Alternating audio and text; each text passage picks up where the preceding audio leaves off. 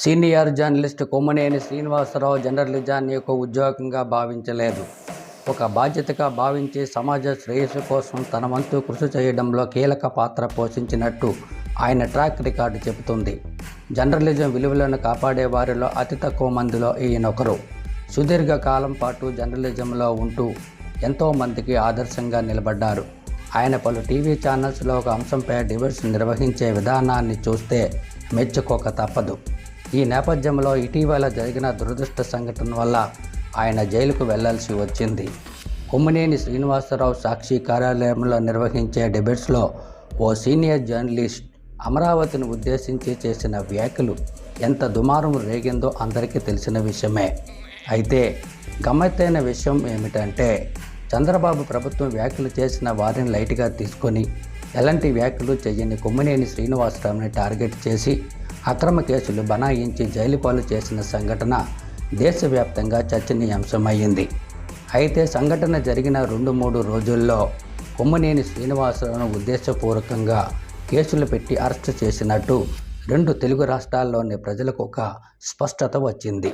కేవలం సాక్షి మీడియాపై అక్కసుతోనే కొమ్మినేని అరెస్టు జరిగిందని, ఆయన నిజంగా తప్పుగా వ్యాఖ్యలు చేస్తే చట్టపరంగా చర్యలు తీసుకోకుండా టీడీపీలోని కొందరు గూండాలతోనూ మహిళలతోనూ ఆయనపై ఇష్టం వచ్చినట్లుగా బూతులు తిట్టించి తీవ్ర అవమానపరచడమే కాకుండా సాక్షి పత్రిక కార్యాలయాన్ని తగలబెట్టడం, ధ్వంసం చేయడం, విధ్వంసం సృష్టించడం, సంస్థలోని ఉద్యోగులను భయాందోళనకు గురి చేయడం, సోషల్ మీడియా ద్వారా ప్రజల వాస్తవాలను తెలుసుకునే అవకాశం కలిగింది. లేదంటే ఆ ఎల్లో మీడియా ప్రచారం చేసేవి నిజమనే నమ్మాల్సి వచ్చేది.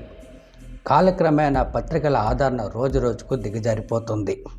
దానికి ప్రధాన కారణం కొన్ని వార్తాపత్రికలు బాధ్యతను విస్మరించి స్వయప్రయోజనాల కోసం పనిచేసే దుస్థితి రావడమే. ఈ పరిస్థితి రావడం నిజంగా దురదృష్టకరమే.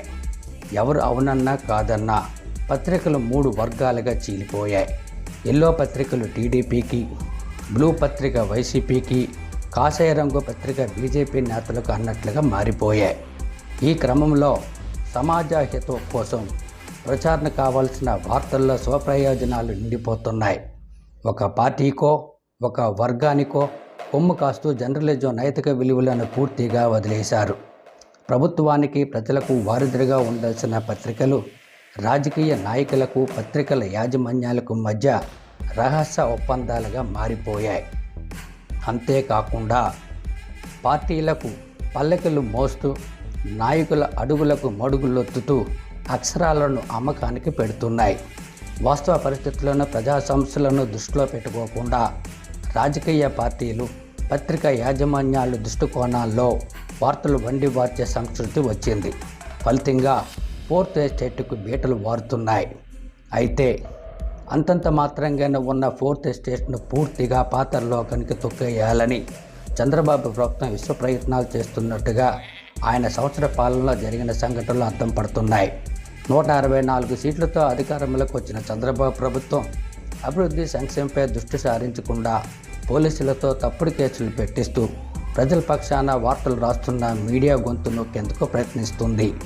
సాక్షి ఎడిటర్ ధనుంజయ రెడ్డి నివాసంపై పోలీసులు చేసిన దాడి సోషల్ మీడియా ద్వారా విస్తృతంగా ప్రచారం అయ్యింది.